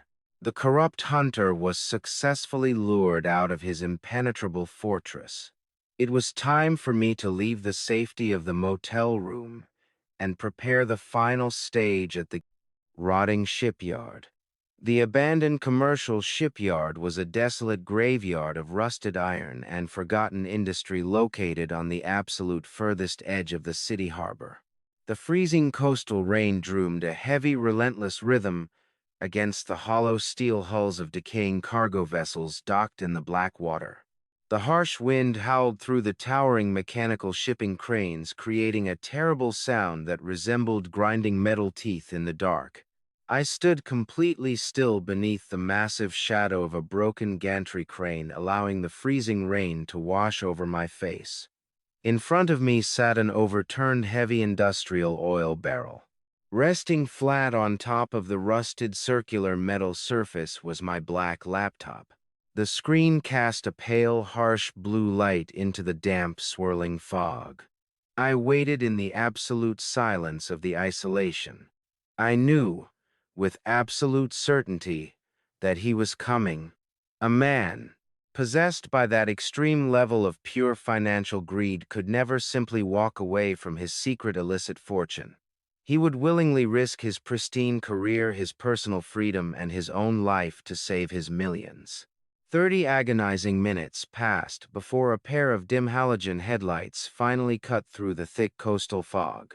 An unmarked dark gray sedan slowly crept into the abandoned loading zone.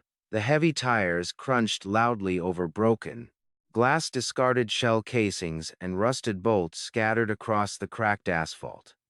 The vehicle came to a sudden abrupt halt exactly 40 yards from where I stood waiting in the shadows.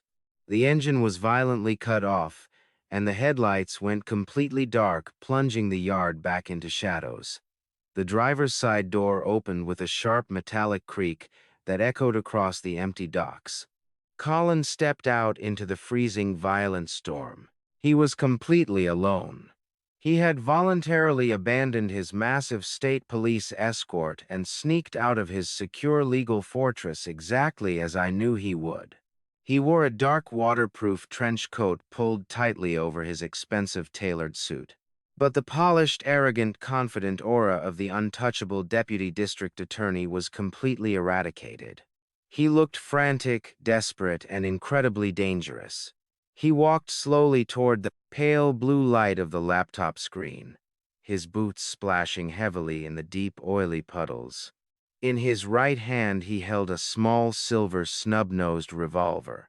The barrel of the weapon was pointed directly and steadily at the center of my chest. The corrupt hunter had finally arrived to reclaim his stolen prize. He stopped exactly 10 paces away, keeping a cautious tactical distance between us. The freezing rain plastered his perfectly styled hair flat to his forehead, and his eyes darted nervously around the dark, towering structures of the shipyard, actively searching for a hidden ambush or a tactical police trap. His voice trembled with a volatile mixture of pure adrenaline rage and deep underlying fear. He aggressively demanded that I immediately type the override command and stop the financial extraction algorithm bleeding his accounts. He was breathing heavily, his chest heaving under his soaked coat as he desperately tried to regain control of the narrative. He offered a calculated trade. He promised to officially drop the emergency Amber Alert and immediately call off the massive state police manhunt if I simply pressed a button on that keyboard and gave him back his offshore cryptocurrency wallets. He swore he would let me take Rachel and the boy out of the state without any legal interference. He was attempting to negotiate exactly like a cornered rat bargaining for a way out of a trap he built himself. Snorts. He took another deliberate step forward, tightening his white-knuckled grip on the small silver weapon. He tried to forcefully reclaim his imposing courtroom authority, projecting his voice over the storm. He arrogantly stated that I possessed absolutely no physical tangible proof that he was the one who locked my daughter in that horrific concrete garage. He claimed I was just a delusional old man running on pure emotional hysteria. He told me that no jury in the entire state of Washington would ever believe the wild accusations of a disgruntled grandfather over the sworn word of a highly decorated senior prosecutor. He reminded me that he controlled the judges, he controlled the local police, and he controlled the entire legal narrative of the city. He firmly believed his legal shield was still entirely intact. I did not flinch at his threats. I did not raise my hands and surrender to the weapon pointed at my heart.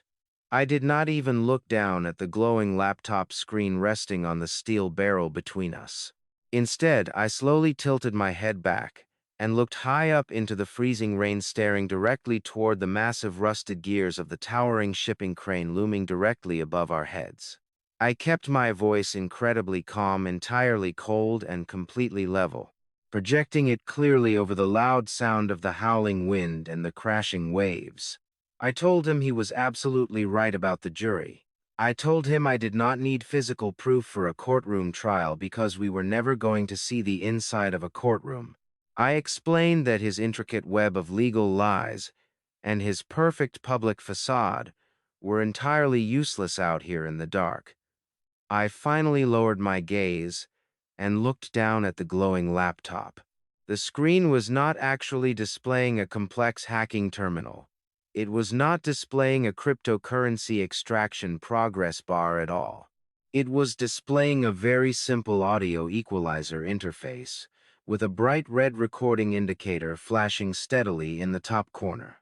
I looked back into his terrified eyes and explained the reality of his situation.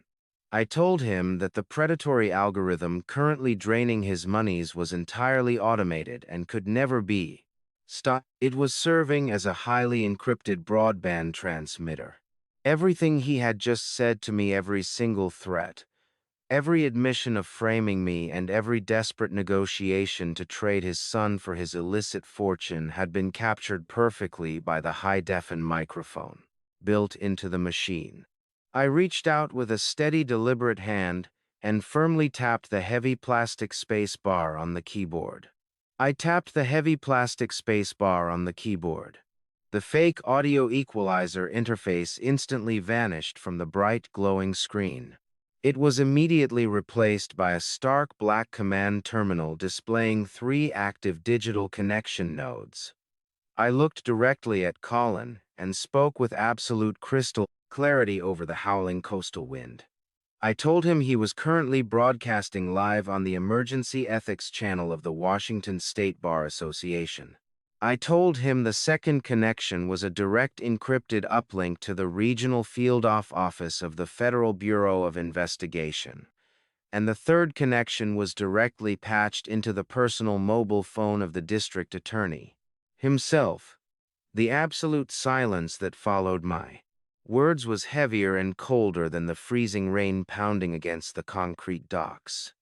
I wanted him to fully understand the catastrophic magnitude of what he had just done. I explained that for the past 10 minutes every single arrogant word he spoke had been transmitted with perfect high-definition clarity to the very people who gave him his legal power.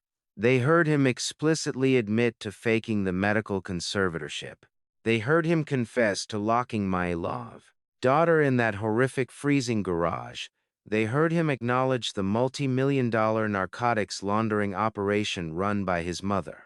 And most damning of all, they heard a sworn officer of the court actively attempt to extort a hostage exchange offering to drop a fabricated statewide Amber Alert in return for access to an illegal offshore cryptocurrency fortune. He had just handed the federal government a perfect, unassailable verbal confession wrapped in a neat digital bow. I watched the terrifying reality of the situation physically crush him right in front of my eyes. The blood drained entirely from his face, leaving his skin the color of dirty chalk. His mouth opened and closed, but absolutely no sound came out. He was a man who had spent his entire adult life controlling the narrative, manipulating the truth, and using the justice system as his own personal weapon. Now that exact same system was actively closing around his throat. He looked frantically at the glowing screen of the laptop and then out into the absolute darkness of the abandoned shipyard. He finally understood that the emergency Amber Alert he issued to hunt me down was completely worthless. He was no longer the untouchable deputy district attorney of Seattle. He was a disgraced criminal caught on tape extorting a grandfather in a deserted harbor. I did not pull this operation off entirely by myself while I was hacking the municipal servers from that cheap motel room. My corporate attorney Warren was aggressively working the federal angle. Warren is a legal bulldog who understands how to weaponize jurisdiction. The exact moment I successfully planted the cryptocurrency bait on the computer of Colin Warren, contacted his highest-level contacts within the Federal Bureau of Investigation. He provided them with the precise geographical coordinates of the abandoned shipyard and explained the digital trap. The federal agents did not hesitate for a single second. While Colin was sneaking out of his heavily guarded office building, a highly specialized tactical hostage rescue team was already quietly moving into position around the perimeter of the dark docks. I kept Colin talking just long enough for the federal snipers to find their high-ground perches in the rusted gantry cranes directly above us. Colin looked back at me, and the sheer panic in his eyes rapidly mutated into something far more dangerous. It morphed into a dark, pure sociopathic rage. He realized his immaculate, prestigious career was permanently dead. He realized his hidden millions were gone forever. He knew he was going to spend the rest of his natural life rotting in a maximum security federal prison. He had absolutely nothing left to lose. His chest heaved violently as he tightened his grip on the small silver revolver. He bared his teeth like a cornered, desperate animal. He decided that if his perfect world was burning to ashes tonight, he was going to make absolutely certain that I did not live to see the sunrise. He raised his right arm, leveling the barrel of the weapon directly at my face. I could see his finger tightening around the trigger mechanism. I did not dive for the ground. I did not try to draw my own concealed weapon. I simply stood my ground beside the steel barrel and stared directly into his eyes, refusing to give him the satisfaction of seeing me afraid.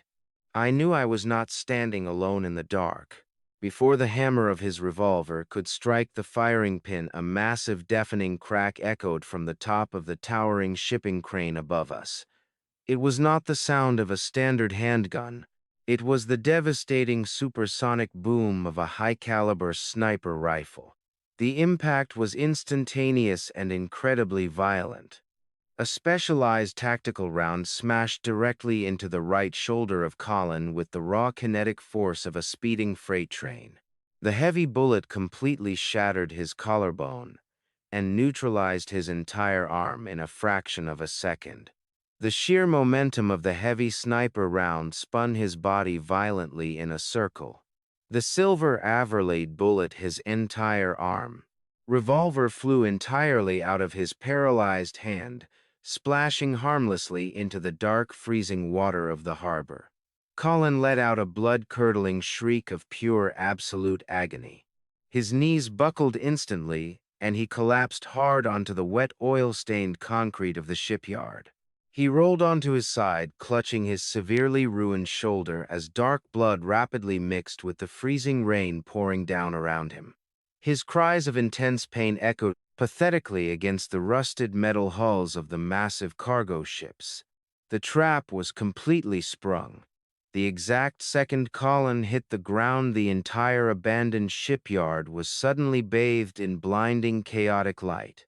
6 massive armored federal tactical vehicles roared out from behind the decaying warehouses, with their heavy tires screeching aggressively against the wet asphalt.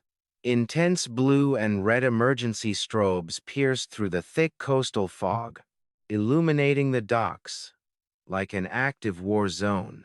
Dozens of heavily armed federal agents, wearing black tactical gear, poured out of the vehicles, shouting absolute commands over the loud sound of the storm.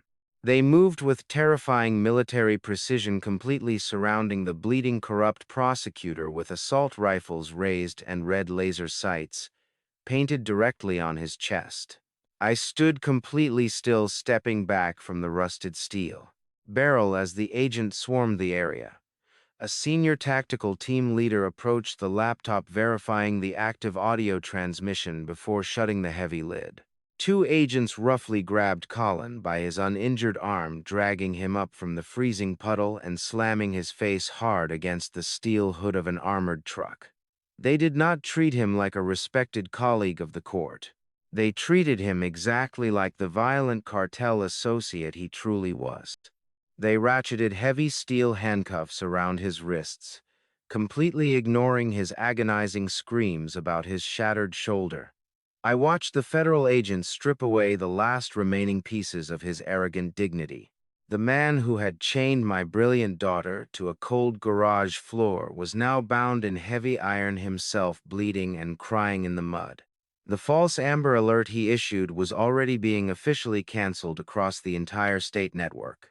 My name was completely cleared before the morning sun even had a chance to rise over the Seattle skyline. I turned my back on the pathetic scene and walked slowly toward the perimeter of the federal blockade. The violent war was officially over.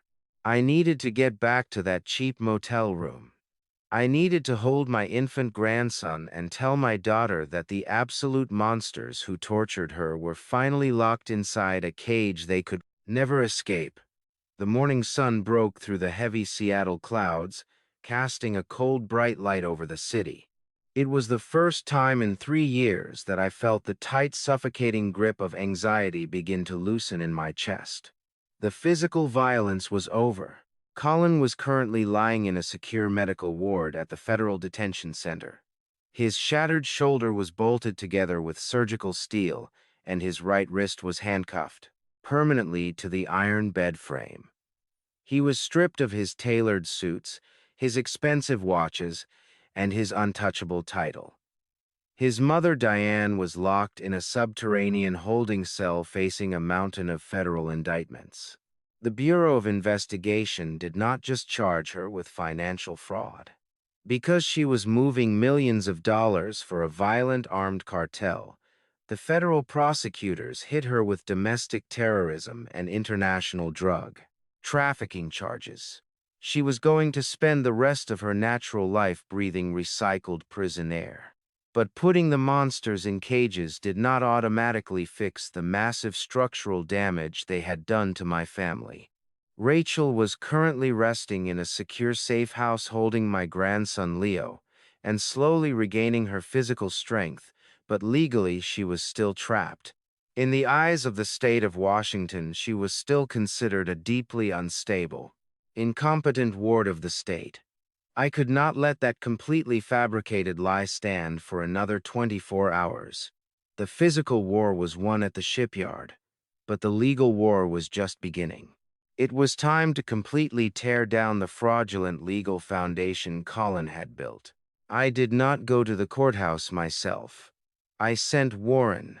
My corporate attorney did not fly in from Chicago to politely ask for favors or file standard appeals. Warren operates like a heavy demolition crew. He walked through the towering brass doors of the municipal civil courthouse that morning carrying a leather briefcase packed with absolute legal destruction. He bypassed the standard clerks and marched directly into the private administrative chambers of the presiding Superior Court judge. This was the exact same judge who had casually signed away the basic human rights of my daughter 4 days earlier, simply because a corrupt deputy district attorney asked him to. Warren did not sit down when he entered the polished mahogany office. He stood over the large desk and dropped a massive stack of federal affidavit directly onto the center of the leather blot. He informed the judge that the man who requested the emergency medical conservatorship was currently in federal custody for extortion, kidnapping, and money laundering. He explained in brutal, agonizing detail exactly what Colin, Diane had done to my daughter. While the court completely turned a blind eye, the judge attempted to defend himself. He stammered and claimed he was simply following standard legal protocols based on the sworn professional testimony of a senior prosecutor. He tried to hide behind the immense bureaucratic shield of the justice system. But Warren was not there to listen to bureaucratic excuses. He was there to deliver an ultimatum. Warren pulled a second document from his briefcase and slid it across the desk. It was a fully drafted, devastating civil forfeit and gross negligence lawsuit. We were not just suing Colin. We were actively suing the entire city municipality. the district attorney office, and the civil court system itself. Warren explained that by allowing a corrupt prosecutor to weaponize their legal authority without a single independent medical verification, the city had actively facilitated the torture of an innocent mother. He promised the judge that, if the conservatorship was not instantly dissolved, he would leak the entire lawsuit to every major national news network in the country. He promised a media circus so massive and so incredibly humiliating that every single elected official in the building would lose their jobs by the end of the week. The strategy was flawless. Bureaucrats and politicians care about one thing above all else. They care about their own public survival. The judge stared at the lawsuit, and the color completely drained from his face. He was absolutely terrified of the impending public fallout. He realized his own signature was at the bottom of the document that allowed my daughter to be chained to a concrete floor. The sheer liability was astronomical. The judge reached for his heavy gold fountain pen with a trembling hand. He did not call for a hearing. He did not ask for a waiting period. He immediately drafted an emergency reversal order. He legally struck down the fraudulent psychiatric evaluation, declaring it entirely invalid and corrupt. With a single stroke of his pen, he completely dissolved the medical conservatorship. Rachel was instantly restored to her full legal status as a competent, autonomous human being. But Warren did not stop there. He pointed out that Colin had used the exact same fraudulent evaluation to secure full custody of Leo. Since the foundational document was now legally void, the custody order was entirely poisoned fruit. The terrified judge nodded quickly, entirely eager to make the nightmare go away. He drafted a second emergency order. He permanently stripped Colin of all parental rights, citing his violent federal crimes and the extreme danger he posed to the child. The judge granted Rachel's sole permanent and unchallengeable custody of her son. Warren walked out of the courthouse an hour later holding two legally binding court orders stamped with the official seal of the state. When he brought those papers back to the safe house and placed them gently into the trembling hands of my daughter, the emotional release was absolutely overwhelming. Rachel read the words on the thick paper and broke down into heavy weeping. She pulled Leo tightly against her chest, knowing with absolute legal certainty that no one could ever take her baby away from her again. She was finally free. The heavy, invisible chains were permanently broken, but the bitter reality of our victory quickly began to settle over the room. Freedom is a beautiful concept, but it does not pay for groceries. It does not pay for medical bills or diapers or a safe place to sleep. While Warren had successfully performed a miracle in the civil court, federal court system was an entirely different and infinitely slower machine. When the Federal Bureau of Investigation raided the antique shop and arrested Diane, they triggered a massive organized crime protocol. Because Diane had deliberately funneled the stolen millions from the trust fund of my daughter through her cartel shell company, the government classified every single dollar as illicit drug money. The federal agents seized the bank accounts, they seized the antique business, and they seized the massive suburban estate where Rachel used to live. They froze every single financial asset connected to the family. Warren carefully explained the devastating financial reality to us. He told Rachel that her $2.4 million inheritance was currently locked inside a secure federal evidence ledger. The government needed to hold the money while they built their massive racketeering case against the regional narcotics syndicate. The legal process of untangling her stolen trust fund from the cartel drug money would take a minimum of 3 to 5 years of aggressive federal litigation.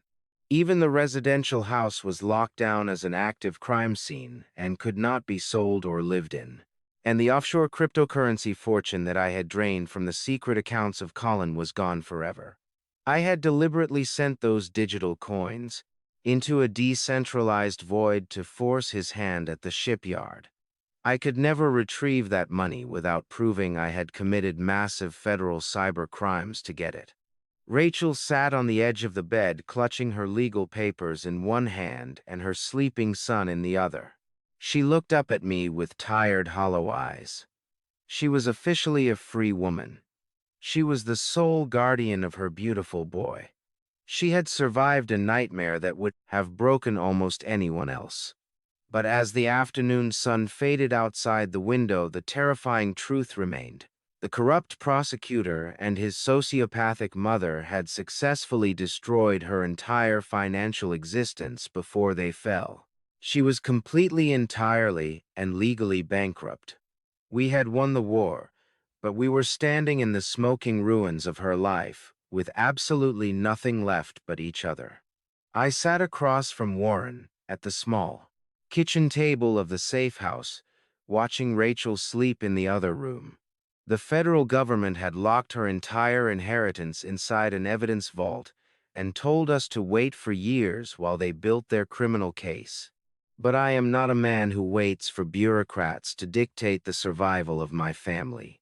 I did not cross an ocean and break my daughter out of a concrete cell just to watch her file for bankruptcy and struggle to feed my grandson.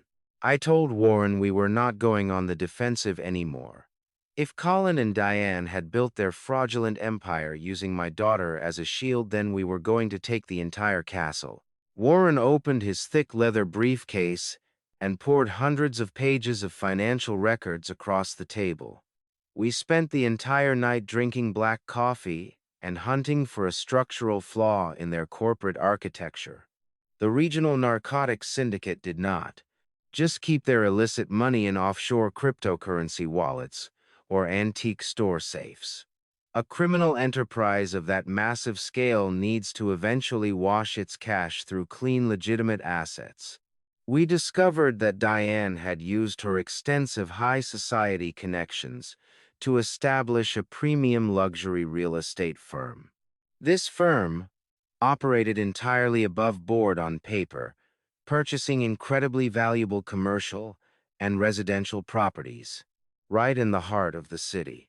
But to acquire the initial massive bank loans required to buy these properties, the syndicate needed a pristine financial applicant. They needed someone with an absolutely perfect credit history and zero criminal connections. Colin, being the arrogant prosecutor that he was, decided to cut corners. Instead of finding a legitimate wealthy investor, he simply forged the signature of my daughter. He used the immaculate financial record of Rachel to secure the absolute lowest premium interest rates from the federal banks. It was a completely arrogant and fatal mistake. Colin assumed Rachel would remain locked in that garage until she simply ceased to exist, and no one would ever audit the original loan origination documents. But by fraudulently using her name on the primary incorporation paperwork, he accidentally created a catastrophic legal loophole. Warren looked up from the documents, right as the morning sun began to illuminate the safe house. He took off his reading glasses and smiled a very dangerous smile. He explained that because the federal government had already legally voided the conservatorship, Rachel was fully restored as a competent adult. And according to the very documents Colin had filed with the state, Rachel was not just an unwitting victim. Legally speaking, my daughter was the primary majority shareholder of the entire luxury real estate syndicate. The cartel had deliberately placed their absolute cleanest and most valuable assets directly into her name to avoid federal suspicion. They thought they had buried her, but they had actually crowned her. I did not wait for the federal agents to figure this out and freeze these assets too. I told Warren we had exactly 48 hours before the cartel lawyers realized what was happening and attempted to block us in civil court. We left the safe house immediately and drove straight into the towering financial district of the city. We walked directly into the sleek glass and steel corporate headquarters of the luxury real estate firm. The receptionist tried to stop us, but Warren bypassed her entirely, marching straight into the massive executive boardroom where the civilian associates of Diane were currently holding a panicked emergency meeting. These were the polished men and women who quietly managed the clean properties for the syndicate, pretending they did not know where the initial funding came from. They looked up in absolute shock as a towering construction engineer and a vicious corporate attorney locked the boardroom doors behind them. Warren did not negotiate. He slammed the certified state documents onto the center of the glass table. He announced that he was legally representing the primary majority shareholder of the firm, and he was executing an immediate hostile Sorwell corporate takeover. He informed the terrified board members that they were all officially terminated effective immediately. One of the senior vice presidents stood up and threatened to call the police. Warren handed him my cell phone and offered to dial the Federal Bureau of Investigation for him so they could discuss his intimate financial relationship with a known narcotics trafficker. The vice president sat back down completely silent. Within exactly 2 hours, we had completely seized total operational control of the entire firm. But we did not want to run a company tainted by cartel history. We wanted to extract the clean physical assets and completely sever the corporate entity. I used my background in commercial development to aggressively audit their property portfolio on the spot. I identified the 3 most lucrative residential properties in their possession. These were towering state-of-the-art luxury apartment buildings located in the most expensive metropolitan districts of the city, completely filled with high-paying legitimate tenants. I also identified a massive premium commercial plaza, housing several highly profitable retail stores and upscale restaurants. These 4 specific properties represented tens of millions of dollars in entirely clean, legitimate equity. Warren drafted the aggressive transfer deeds right there in the hijacked boardroom. We did not sell the properties for cash because a massive sudden cash liquidation would trigger immediate federal banking freezes. Instead, we executed a complex structural maneuver. Warren legally transferred the physical titles of the 3 luxury apartment buildings and the commercial plaza entirely out of the plaza syndicate corporate holdings and placed them directly into a brand new ironclad private trust. This was not a vulnerable trust like the one Colin had stolen. This was a completely impenetrable fortress designed by Warren and myself. We named my infant grandson Leo as the sole ultimate beneficiary and established Rachel as the permanent executive trustee with absolute unilateral control over the assets. We moved with absolute ruthless efficiency, pulling every grandson single legal lever available to us. By the end of the second day, the ink was officially dry, and the state property seals were permanently stamped. The cartel lost their most valuable physical investments in the blink of an eye, entirely unable to challenge the transfers without admitting their own massive federal crimes in an open courtroom. The shell company was completely gutted, leaving nothing behind but empty bank accounts and useless paperwork for the inevitable federal agents to eventually seize. I drove back to the quiet safe house as the sun began to set over the city, casting a warm golden light across the streets. I walked into the bedroom where Rachel was gently rocking Leo to sleep in a small wooden rocking chair. I did not hand her a stack of complicated legal briefs or try to explain the complex corporate structure we had just dismantled. I simply reached into my pocket and handed her a heavy brass key ring, holding the master access keys to 3 luxury high-rises and a commercial plaza. I sat down next to her and watched the profound confusion on her face slowly transform into absolute awe as I explained what we had just done over the last 48 hours. She was no longer a bankrupt victim hiding in the shadows waiting for the government to hand back her stolen life. We had successfully taken the very bricks and mortar her enemies used to build their massive criminal empire, and we used them to pave a permanent golden road for her and my grandson.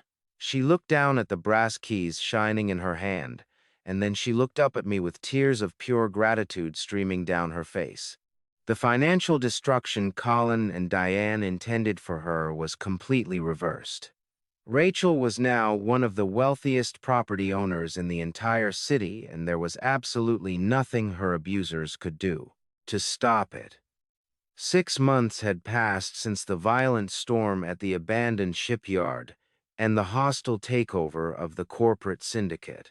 I drove my heavy truck through the barren flatlands of the eastern desert, approaching the towering concrete walls and razor wire fences of the Federal Maximum Security Correctional Facility. The sheer contrast between the lush green manicured lawns of the country club where I last saw her and this desolate sun-baked wasteland was absolute.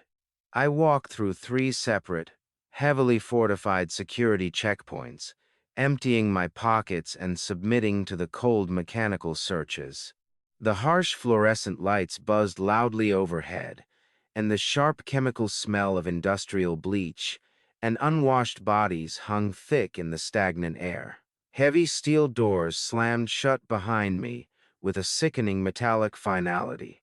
I was escorted by 2 armed correctional officers into the bleak visitor center.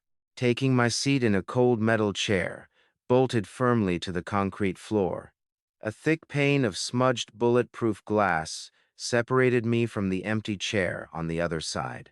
A heavy iron door opened on the inmate's side of the glass.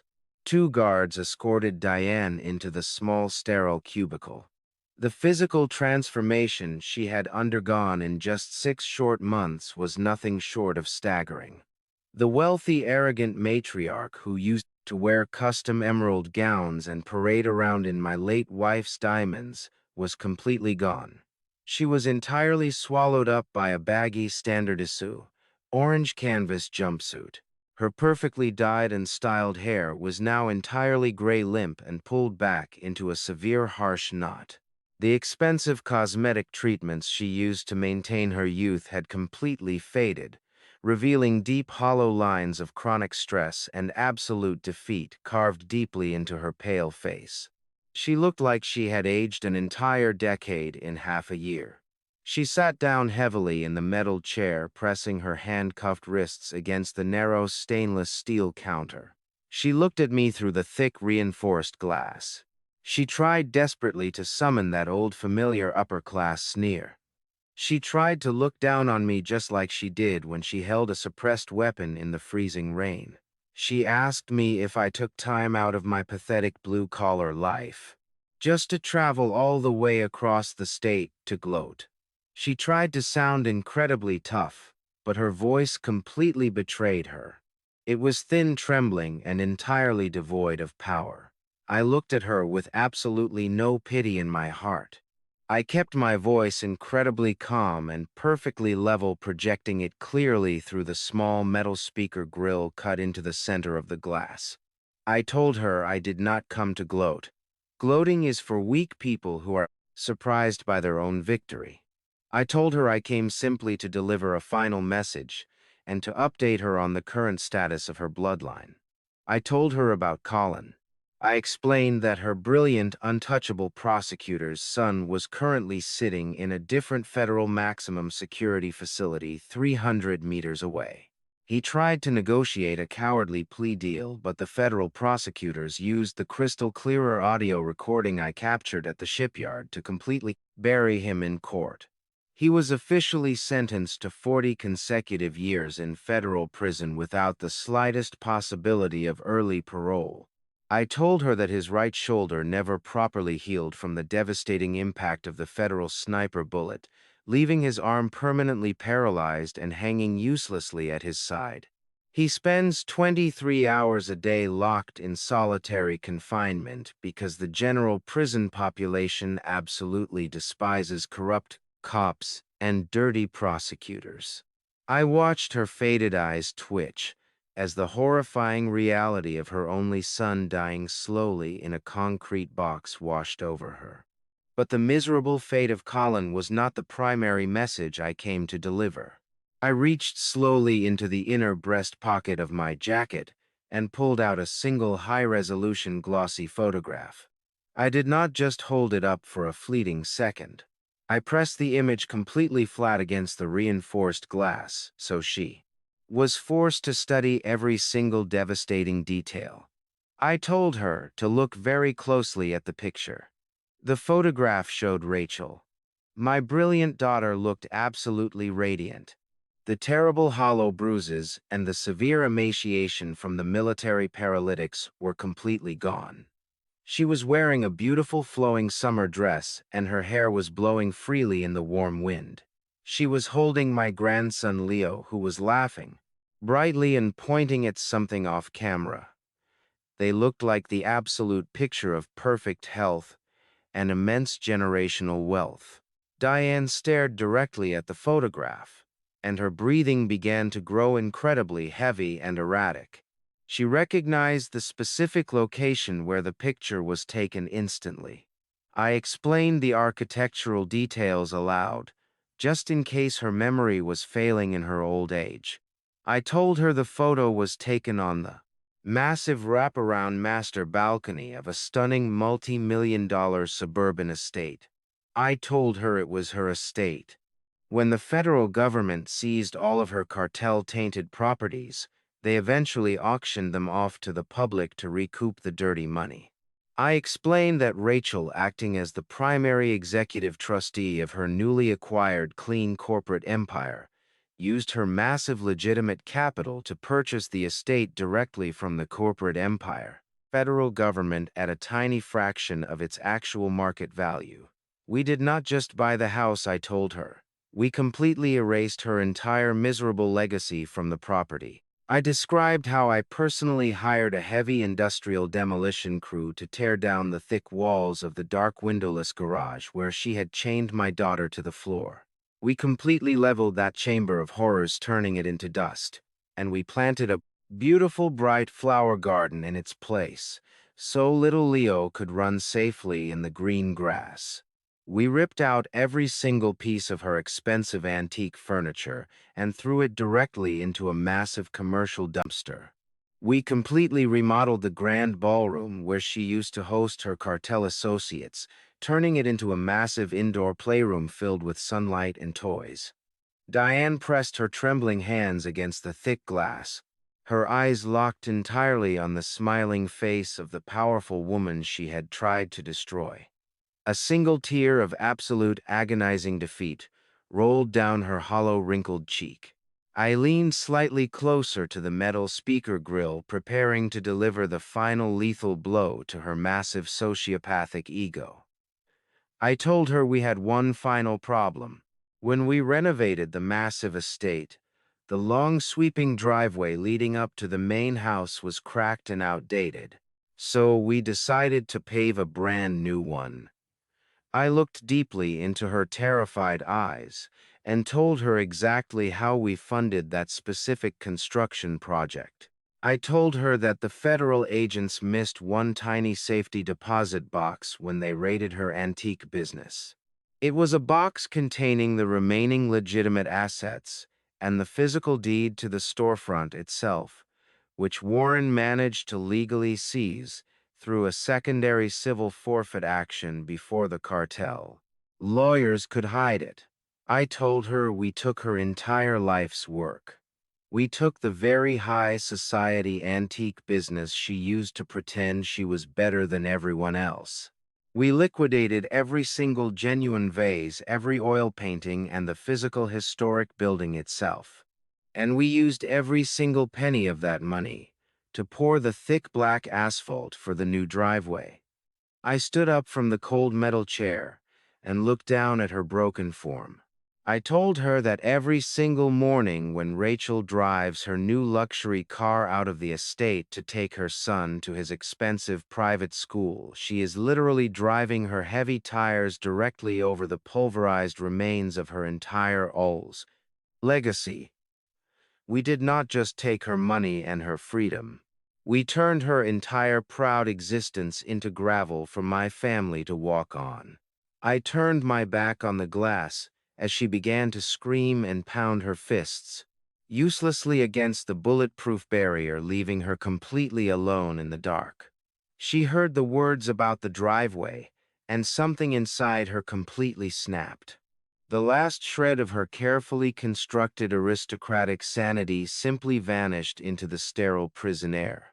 She stood up so violently that her heavy metal chair crashed backward onto the solid concrete floor. She slammed her clenched fists against the thick bulletproof glass over and over again, screaming in a completely impotent and absolute rage. Her voice was entirely muffled by the thick transparent barrier, but the sheer agony in her face was crystal clear. She was mourning the permanent loss of her physical legacy and her stolen wealth far more than she ever mourned the loss of her own son. The two armed correctional officers immediately stepped forward, grabbing her firmly by the shoulders and forcefully dragging her away from the viewing window. She kicked and thrashed like a wild animal, completely stripped of all her fake high society elegance. I sat perfectly still in my chair, watching her bright orange jumpsuit disappear forever behind the heavy iron door. The lock clicked shut with a loud, resounding thud. That was the very last time I would ever see her face. The terrifying nightmare she had orchestrated was now entirely clinically and ruthlessly dismantled. I stood up from the cold metal chair and walked purposefully out of the visitor center. I moved smoothly through the final security checkpoints and pushed open the heavy exterior metal doors. The warm afternoon sunlight hit my face, instantly washing away the sterile chemical smell of the maximum security prison. The air out here was clean and entirely free. I walked across the massive barren asphalt parking lot to my heavy truck and climbed inside. Starting the powerful engine, I pulled out onto the long desert highway heading west toward the lush green coast of Seattle. The 3-hour drive gave me the quiet time I needed to finally process the absolute magnitude of what we had accomplished over the last 6 months. We did not just survive a targeted and vicious attack. We had completely inverted the entire power dynamic of our enemies. We took the absolute worst betrayal imaginable and engineered it into a permanent, unassailable fortress. The deeply corrupt legal system that Colin tried to use to bury my family was the exact same system weaponized to legally strip them of absolutely everything they valued. Later that afternoon, I pulled off the main coastal highway and approached the grand entrance of our newly acquired property. The heavy wrought iron electronic gates swung open silently, recognizing the sensor in my vehicle and welcoming me home. I drove the truck very slowly up the long winding path toward the main house. The thick black asphalt beneath my heavy tires was perfectly smooth and completely flawless. I thought about the crushed remains of the antique business buried deep within that pavement, and a profound sense of poetic justice settled quietly in my chest. We had literally paved our road to freedom using the financial ruins of the people who tried to destroy us. The massive estate itself looked absolutely breathtaking in the warm golden afternoon light. We had hired the best commercial landscape architects in the city to completely transform the expansive grounds. Lush, vibrant green lawns stretched out in every direction, bordered by beautiful flower beds that were currently in full magnificent bloom. Where the dark, windowless concrete garage once stood there was now a beautiful custom-built wooden pavilion surrounded by climbing white roses. There was absolutely no trace of the horrors that had occurred on this land. We had violently ripped the darkness out by its roots and planted pure, enduring light in its place. I parked the truck near the side entrance of the main house and walked around toward the expansive backyard.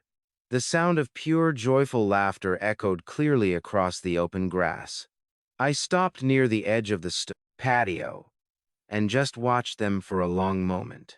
Rachel was running barefoot through the soft green grass, chasing little Leo through the spinning arcs of water from the garden sprinklers. She was wearing a simple yellow sundress, and her dark hair was completely soaked and shining brightly in the sun. She looked incredibly strong and radiantly healthy. The heavy iron padlock, the toxic military drugs, and the freezing concrete floor belonged to an entirely different lifetime. She caught Leo in her arms, lifting him high up into the warm air as he shrieked with absolute pure delight. She was no longer a terrified victim relying on a deeply corrupt husband for her basic survival. She was the wealthy independent executive trustee of a massive legitimate real estate empire. She controlled her own destiny entirely, and she had the financial power to ensure her son would never want for anything in his entire life. I walked up the wide wooden steps of the wraparound porch and sat down heavily in a comfortable cushioned wicker chair. A fresh pot of coffee was waiting on the small glass table next to me, just as Rachel always left it in the afternoons. I poured myself a hot cup and took a long, slow sip, letting the rich, dark flavor ground me completely in the present moment. I leaned back and closed my eyes for just a second, listening to the beautiful sound of my family playing safely in the distance. When I first received that strange, desperate instinct back in Britain, I simply wanted to cross the ocean to surprise my daughter and check on her well-being. I thought I was just coming to offer emotional support, or maybe help build a new room for the baby.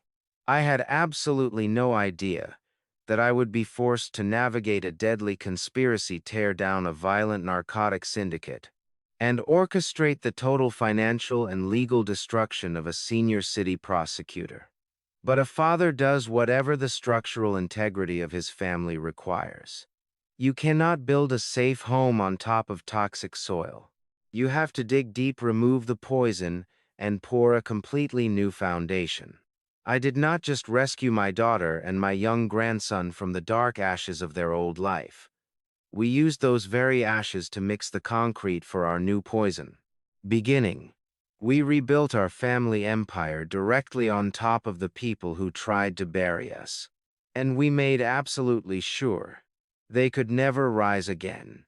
Before I finish my coffee and go join them in the garden, I want to thank you for listening to my story. Please let me know what you thought about our journey in the comments below.